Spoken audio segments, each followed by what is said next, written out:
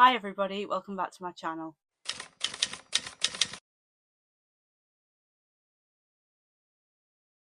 So in today's video, what I'm going to be doing is reading a blind date with a book. I do have one here. It's been sitting on my table for about a week and I'm really impatient and I really want to know what's in it. So I'm going to open it on camera for you, and then I'm also going to read the book and give you updates throughout. I thought it'd be a really fun video idea. So that's what we're going to be doing. So let's get into it. So I am going to open this right now. I've got some little stickers that come with it. There is also, I'm dropping everything. There is also a tea bag for a cup of tea. I also got a little bookmark, which is quite cute. It's just like that, and then it's like this on the back. It looks like a theatre ticket. I love the theatre. If you've watched my videos before, you've probably heard me say it. I say that quite a lot.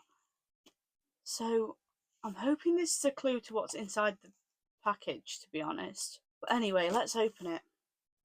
I'll pull the string. I love these little wax seals on these ones. They're really cute. Let's have a look.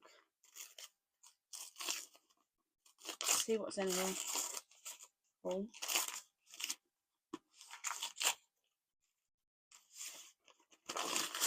Just put that on the floor for now. And the book I got in my blind date with a book is Mia Sheridan, Falling for Gage, which is this one. I've never heard of this before, so let's have a read of what it says on the back.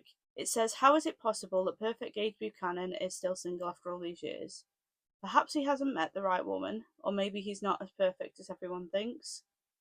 Gage thought his days of one-night stands were behind him until he meets a gorgeous cocktail waitress in a town 3 hours away, when she later shows up in his hometown pretending to be an art appraiser. Gage is blindsided, but still attracted to the apparent little liar. Aurora, Rory Castile, is determined to find her father, so when her gallery-owning friend offers to cover for her while she sleuths around, Rory jumps at the chance, but she doesn't anticipate the man she spent one wild night with turning out to be local. Sure, it puts a wrinkle in Rory's plan, but she can work around Gage Buchanan, even if it's hard to pretend her heart doesn't flip when he's in the room. She suspects he isn't everything he seems either, but maybe it's perfect Gage's flaws that she's really drawn to. So this is a romance, obviously, and it sounds quite interesting. So it sounds like they've had a one-night stand, and there's been some lies told, and then they find out the truth about each other because they're both locals, and maybe it leads to romance. That's what I'm getting from the back anyway. So I'm really intrigued to read this one. So yeah, I'm going to read this and, like I say, take you guys along on the journey and see what happens. So I'm going to start reading Falling for Gage today. I have read the other two books in the series. There was Archer's Voice, which is the first book in the series, and that follows Archer, Hale and Bree. And Archer is a bit of a social outcast who can't speak. He can hear, but he can't speak. And he was in a bad accident when he was younger. Bree moves to town and starts befriending him, and they fall in love, and it's a really nice romantic story. That personally was my favourite one in the series so far.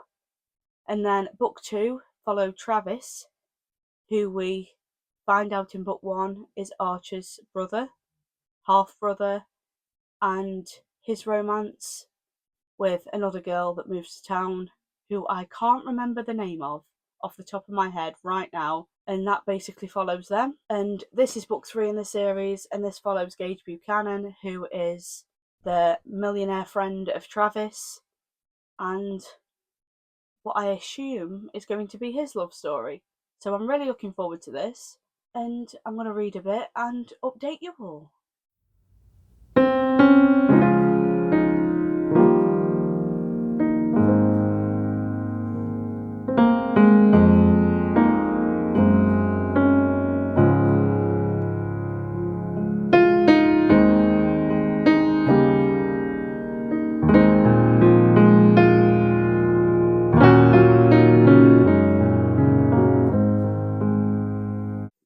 So I'm about 100 pages into Falling for Gage now.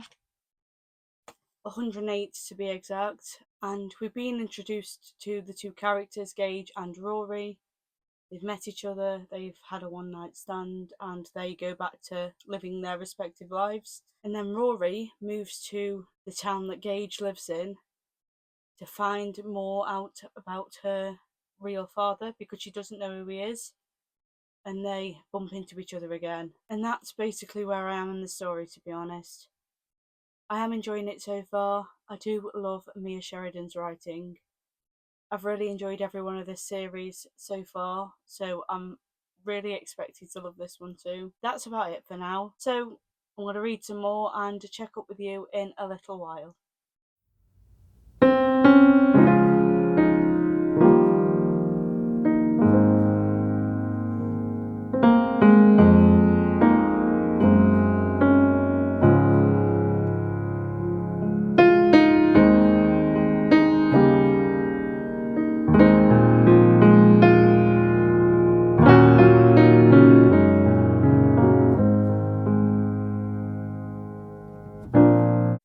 So I am about 50% through Falling for Gage now, and I just wanted to give you a little update.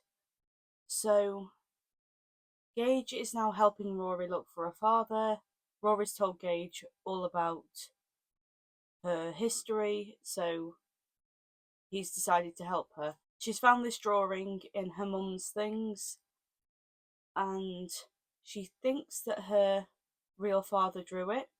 So she's gone back to the town where her mum met her father, and she's looking at all the wealthy families' art and pretending to be an art appraiser so she can match her drawing with one of the family's paintings, if that makes sense. She's trying to find her dad through artwork, basically, and Gage is helping her do it. I am still really enjoying this book. I do love Mia Sheridan's writing style. There's a lot of tension between the characters now, but they are trying to not act on it. So it's getting quite good. I'm really loving the element of her trying to find her father too. It adds a mystery to the story, which I'm really enjoying. So yeah, that's where I am. Like I say, I'm halfway through, so I'm going to get some more reading done today, and I will update you in a little while.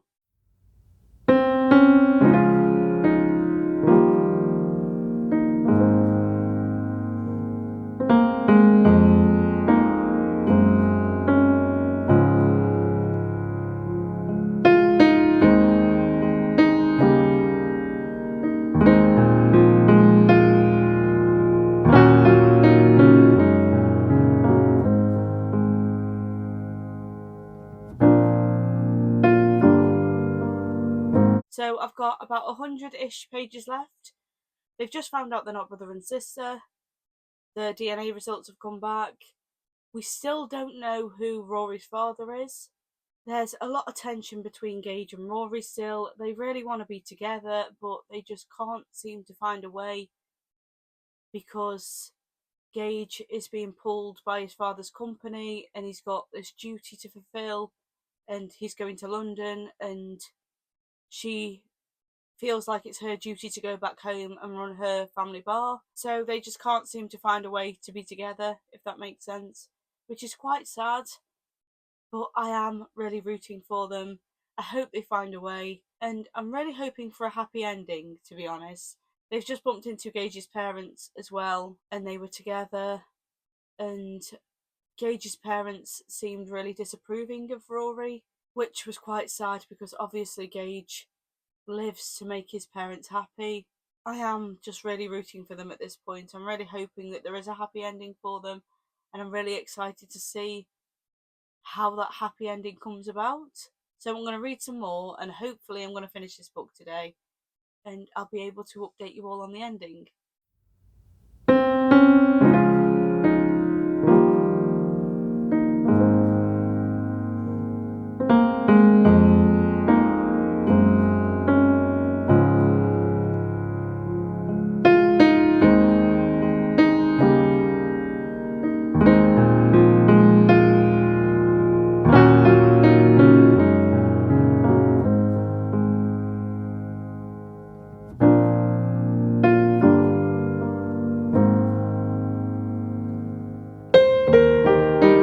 So I have just finished the book Falling for Gage, and I really loved the ending. It was so cute. The proposal was really nice.